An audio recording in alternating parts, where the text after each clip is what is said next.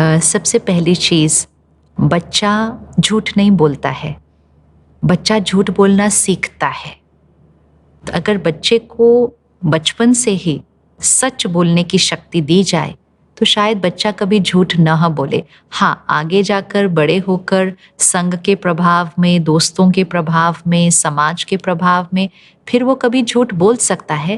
लेकिन बचपन से अगर हम देखें कि बच्चे के अंदर सच बोलने की आदत होती है, लेकिन कभी-कभी उसका सच सुनकर उसके आसपास के जो बड़े हैं, अर्थात उसके जो पेरेंट्स हैं या टीचर्स हैं या दोस्त हैं, वो सही रिस्पॉन्स नहीं देते हैं। सिंपल बात है कि सपोज़ एक बच्चा स्कूल जाता है और वो उस दिन होमवर्क नहीं कर पाया है, और वो होमवर्क क्यों नहीं कर पाया?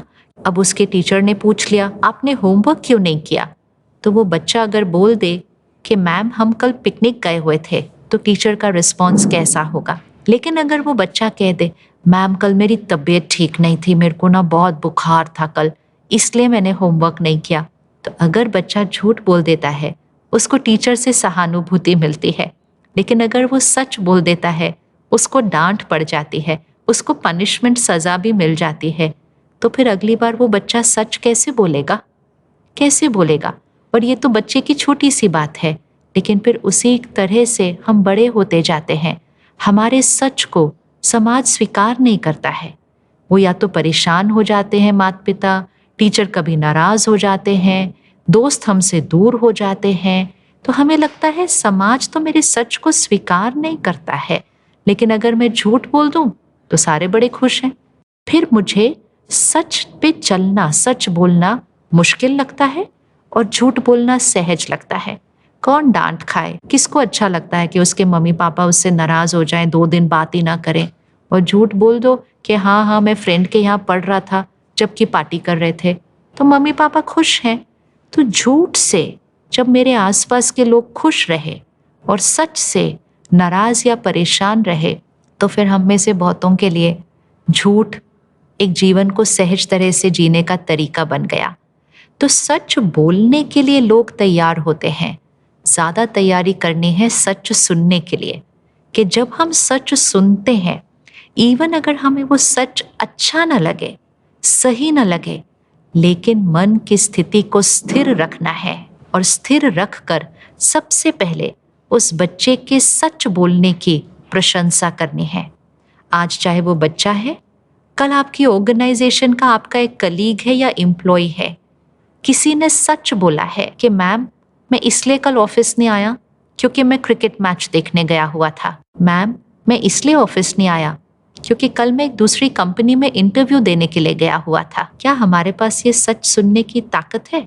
क्या इसको हम सुनकर सामने वाले के प्रति उतना ही स्थिर और शांत और सम्मान पूर्वक रह सकते हैं? वो नहीं होता है।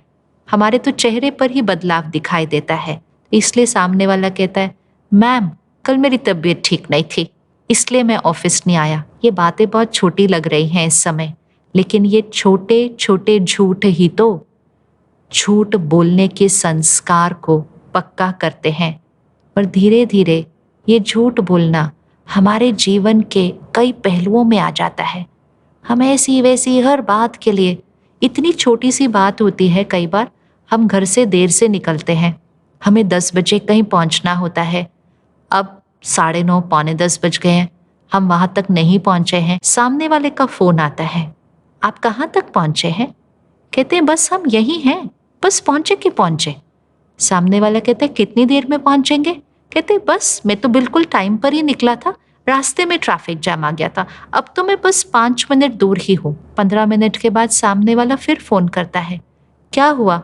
आप तो 5 मिनट में पहुंचने वाले थे। हाँ मैं पहुंचने तो वाला ही था, लेकिन यहाँ पर बहुत ट्रैफिक था। झूठ पे झूठ पे झूठ, इतना झूठ बोलने लग जाते हैं कि हमें ये याद भी नहीं रहता शायद कि ये जो हम कर रहे हैं, इससे आत्मा की शक्ति घटती जा रही है, सिर्फ क्योंकि हम लोगों को नाराज नहीं करना चाहते, लोगों का सम्मान नहीं खोना चाहते, और इसीलिए हम झूठ बोलते हैं। तो एज ए सोसाइटी, पेरेंट हो, टीचर हो, दोस्त हो, पति पत्नी हो, सच सुनने की ताकत रखें और सामने वाले को सच बोलने का आश्वासन दे कि आप सच बोलो, मैं हर बात सुनकर स्थिर और सम्मान पूर्वक रहूंगी।